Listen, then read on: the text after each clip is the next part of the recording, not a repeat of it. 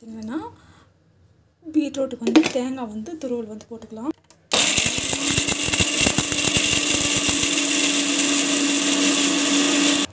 So பார்த்தீங்கன்னா இது வந்து நல்லா வந்து மசிஞ்சிருச்சு. ஸோ இறக்கி இது வந்து பார்த்தீங்கன்னா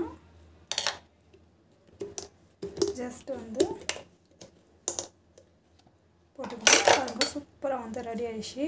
விசிலெல்லாம் வந்த பிறகு நம்ம வந்து ஆஃப் பண்ணி இந்த அளவுக்கு வந்து இருக்குது. ஸோ இப்போ வந்து பார்த்திங்கன்னா இந்த தேங்காய் துருவலை வந்து ஜஸ்ட் இப்படி ஆட் பண்ணிக்கோங்க.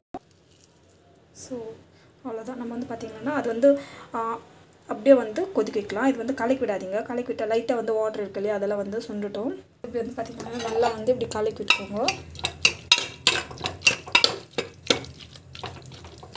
ஸோ ஆல்மோஸ்ட் வந்து பார்த்திங்கன்னா எல்லாமே வந்து உப்பு காரெல்லாம் கரெக்டாக இருக்குது. ஸோ சூப்பரான டேஸ்ட் வந்து ரெடி ஆகிடுச்சு. ஸோ இது வந்து பார்த்திங்கன்னா சப்பாத்திக்கு தான் வந்து சாப்பிட்டு போகிறது. இது வந்து பார்த்திங்கன்னா ரைஸுக்கு கூட சூப்பராக இருக்கும். சப்பாத்தி மாவு வந்து பெயிண்ட் வச்சுருக்கேன். ஹெல்த்தியாக வந்து சூப்பராக ரெடி ஆகிடுச்சு. சூப்பரான சுவையான பீட்ரூட் பொரியல் வந்து ரெடி ஆகிடுச்சு. வீட்டில் ட்ரை பண்ணி பாருங்கள். கண்டிப்பாக இந்த வீடியோ பிடிக்கும்னு நினைக்கிறேன். உங்களுக்கு பிடிச்சிருந்தா ப்ளீஸ் சப்ஸ்கிரைப் பண்ணிக்கோங்க. தேங்க்யூ.